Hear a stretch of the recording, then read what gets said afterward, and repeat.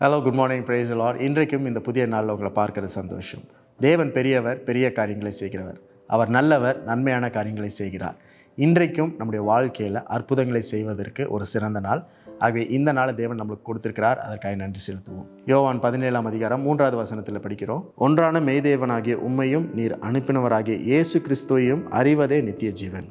வாழ்க்கையில் பல நேரங்களில் நம்ம எதுக்கு வாழ்கிறோம், யாருக்காக வாழ்கிறோம் அப்படின்ற ஒன்றுமே நம்மளுக்கு புரியாமல் இருக்கும். சில நேரங்களில் நம்மை நாமே புரிந்துக்க முடியாது. நம்ம எப்போ சந்தோஷமாக இருப்போம், எப்போ துக்கமாக இருப்போம், எப்போ கோபமாக இருப்போம், எப்போ திருப்தியாக இருப்போம், எப்போ அதிருப்தியாக இருப்போம், ஒன்றுமே புரியாது. ஏனென்றால் நீங்களும் நானும் வாழ்ந்துட்டு இருக்க இந்த உலகத்தில் எல்லாவற்றையும் புரிந்து கொள்ள வேண்டும் அப்படின்ற முயற்சியில் நம்ம இருக்கிறதுனால எதையுமே நம்மளால் புரிந்து கொள்ள முடியல, யாரையுமே நம்மளால் புரிந்து கொள்ள முடியல. யாரையுமே புரிஞ்சுக்க முடியல அப்படின்னு சொல்கிறீங்களா? உங்களுக்கு இன்றைக்கு இந்த வார்த்தையை தேவன் தருகிறார். நம்முடைய வாழ்வின் நோக்கம் என்னன்னா, தேவனை அறிந்து கொள்வதும் இயேசுவை அறிந்து கொள்வதும் தான் நம்முடைய வாழ்வின் நோக்கமாக இருக்கிறது. அதை முதலாவது நாம் புரிந்து கொள்ள வேண்டும். இயேசுவை அறிந்து கொள்ளும் பொழுதுதான் நம்மை பற்றியே நம்மளால் அறிந்து கொள்ள முடியும். இயேசு என்பவர் கடவுள் மனிதனாக வந்தார். அந்த மனிதனாக வந்த கடவுளை நாம் புரிந்து கொள்ள முடியும்.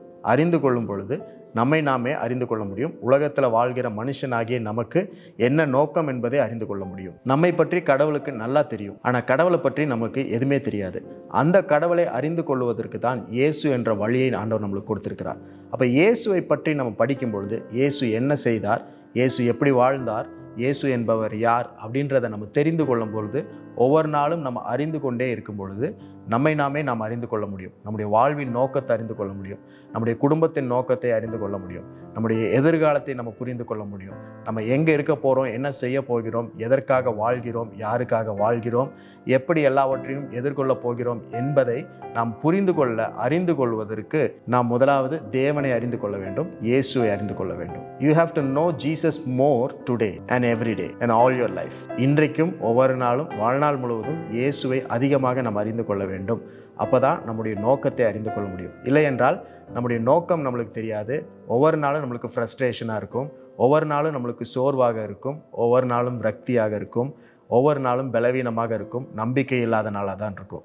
என்றைக்கு நாம் இயேசுவை அதிகமாக அறிகிறோமோ அன்றைக்கு தான் நம்முடைய வாழ்க்கையில் நம்பிக்கையும் ஆரோக்கியமும் சந்தோஷமும் மகிழ்ச்சியும் பெருகி கொண்டே இருக்கும். உலகத்தில் வாழ்கிற யாரையும் நம்மளால் புரிஞ்சு கொள்ள முடியாது. அவங்கள புரிந்து கொள்ள முடியலையேன்ற கவலையும் அந்த சோர்வும் நம்மளுக்கு இருக்கக்கூடாது.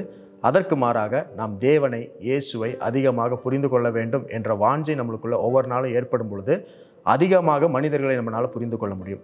ஒருவேளை உங்கள் குடும்பத்தில் இருக்கிறவங்களை உங்களால் புரிஞ்சு கொள்ள முடியாமல் இருக்கலாம். நண்பர்களை, சபையில் இருக்கிறவங்களை, வேலை செய்கிற இடத்துல, படிக்கிற இடத்துல யாரையுமே புரிஞ்சு கொள்ள முடியாமல் இன்றைக்கு நீங்கள் இருக்கலாம். பட் நீங்கள் இயேசுவை புரிந்து கொள்ளணும், அறிந்து கொள்ளணுன்ற முயற்சி நீங்கள் எடுக்கும் பொழுது எல்லோரையும் உங்களால் அறிந்து கொள்ள முடியும், உங்களையும் அதிகமாக அறிந்து கொள்ள முடியும்.